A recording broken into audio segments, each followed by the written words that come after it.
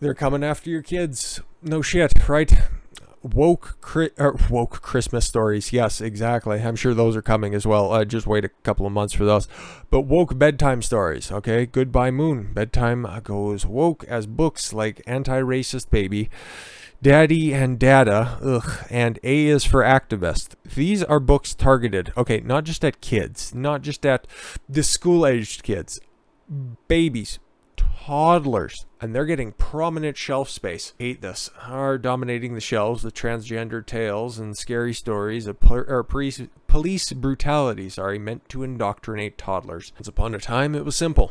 Children went to sleep on a diet of bedtime stories that grew out of folklore, depended on magic, or were just enchantingly simple. Little Red Riding Hood, Cinderella, Goodnight Moon, Bernstein Bears. There was some Disney goodnight stories that my parents used to read to me way back in the day, if you guys remember those. White hardcover books.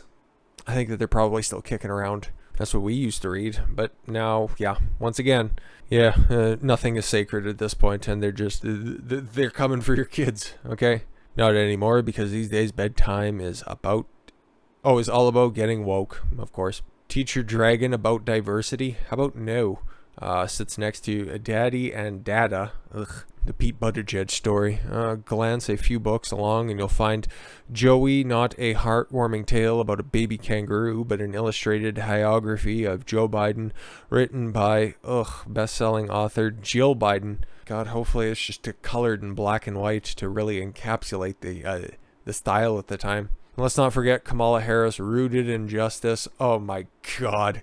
Because when 4-year-olds doesn't want to hear about the vice president's political rise, it mostly involved a bunch of political kneels, but you know what, fair enough. That ended up in a political rise, but that was just from Willie Brown. There are books about transgender infants. Should we go back over the story of William Moody? Queer families and dreamers. Oh my God. Somebody call the book Burning Mobile. But the subject that dominates all others is bound in the pages, of child-friendly picture books is race, that, and a dollop of police brutality and activism. Yeah, you can kind of see. Oh, right, Happy Halloween, by the way. A baby getting thrown into the stars. All right. Oh, People of Pride, RuPaul Charles. All right. Doesn't that dude have a bunch of skeletons in his closet anyways? Little Heroes of Color. Cool. Back in my day, that used to be the Black Power Ranger. Who was Ruth Bader Ginsburg? An ancient troublemaker who used to, or at least her corpse used to reside on the Supreme Court for half a decade. Think Big Little One. I'm sure that's probably nefarious at some point. Oh yeah, Papa Peekaboo. We all know what that's about, right? This little collection, don't know what the fuck that is. Archaeologist, I'm sure that's probably fine. Oh, I look up to Oprah Winfrey. Oh, interesting. I also look over, across, in a fisheye scope, an IMAX, but whatever. Anti-Racist Baby by, oh my God, Ibram X. Kendi, of course. Illustrations by some white bitch. Daddy, Papa, and Me. Why do their mouths have to be open? Mommy, Mama, and Me. And a U-Haul and a bunch of plaid shirts. I like myself. I don't like your haircut, kid. This little trailblazer, a girl power primer. Yes, nothing quite says empowerment like a hijab, obviously. Yes, you're allowed to make whatever decisions you want. You can have green headscarf, you can have blue headscarf, you could even have yellow headscarf. I don't want headscarf. Shut up, infidel. A is for activist. And who wrote it? A is for asshole. Woke baby. Go back to sleep. No, my first book of protest. All of these illustrations, by the way, look like just absolute dog shit, except for Woke Baby. That's fine, but the rest of these just look like they suck. Feminist Baby. Oh yeah, that wouldn't happen because nobody wants to fuck a feminist. Or the sales of books around or about race exploded across all age groups. Really? Or is it just a bunch of fucking box wine moms who just thought that, oh, what happened to that Jim Floyd guy was really tragic, and we're Minnesota, right? So you should probably, teach the kids not to be so racist. Like, whatever. Last summer's protests over the death of, fucking St. Floyd tore across the world. Speak of last summer's disturbances, 7 out of 11 Oh, I'm sorry, 7 out of 10 Amazon's top 10 titles, and 9 out of Barnes and Noble's list were about the subject of race. Yeah, a lot of them was what? White fragility and how to be an anti-racist and Charmin. Oh, I'm sorry. On June 1st, Libro FM, whatever that is, a company that partners with 1,200 bookstores, in the United States and Canada to sell audiobooks. Oh, okay, cool. If it's not Audible, it doesn't matter. Reported that every book in its top 10 sellers list was about race. Oh, okay, so top 10 grifters list. Nice.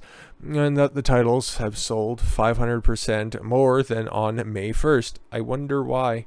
Sales of White Fragility, yeah, okay, jumped 2,000%. Or she just admits she's a racist. It's a fucking enlightening read into the mind of the white liberal woman.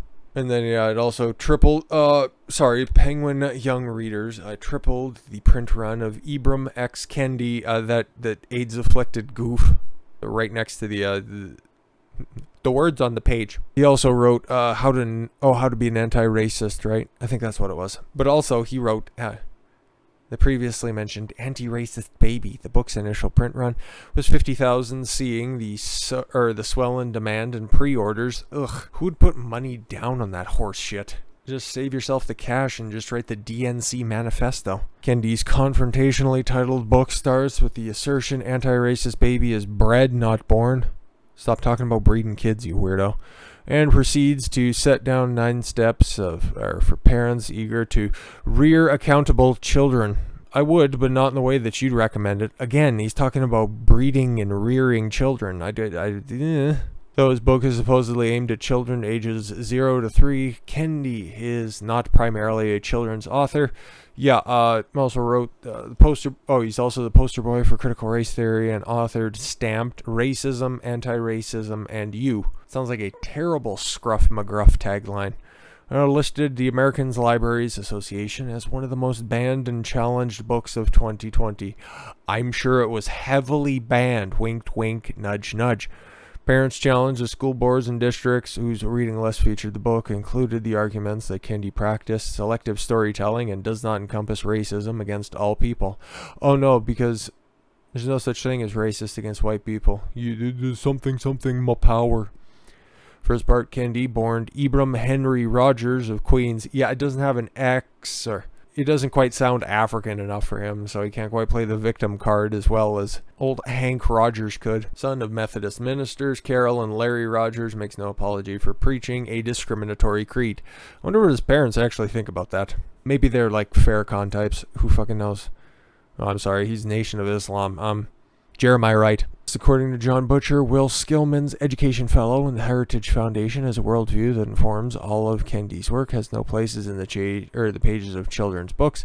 Oh yes, he stated, the only remedy to racist discrimination is anti-racist discrimination. Deep thoughts with Kendi. The only remedy to past discrimination is present discrimination. What? No, how about just get rid of the prefixes and just... The only remedy for discrimination is no discrimination, is a lack of discrimination. The only remedy for present discrimination is future discrimination. Yes, okay. Yeah, to infinity and beyond, yet fucking racist. Whoa. I'm gonna move over to a new topic. In Woke Baby! Exclamation point. I can't get that enthusiastic for that Buffalo's fucking work. Mahogany L. Brown. She's built like a desk. Writes of a race struggle that starts in the crib. Okay. Make sure that the mobile is better fixed, I suppose. Woke babies raise their fists in the air. Woke babies cry out for justice. No, they just cry because they're hungry. The illustration shows a black baby wearing a onesie, a panther emblem emblem on his chest. Sorry, words are hard sometimes. The text alongside them reads, "Look at your fists, fingers curled." Again, fisting, rearing. Fingers curled into a panther's paw, pointing up, up, up, reaching out for justice. This is a baby. All right.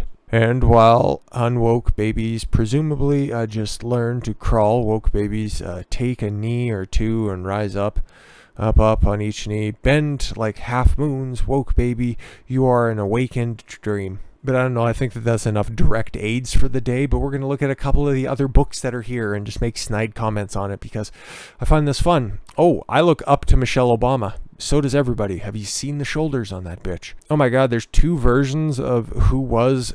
Oh, I'm sorry. There who was and who is. Wasn't the other one who was as well? Let's just go up. Pardon the scrolling, but I need to double check this situation. Where did we go? It's right there. Yeah, who was? There's 3 different runs of this fucking broad's book. I guess she was important or something. I know we covered her death, not extensively, but we did talk about it on the channel. With, oh yeah, different assortment. Oh yeah, Chug Tractor, very controversial.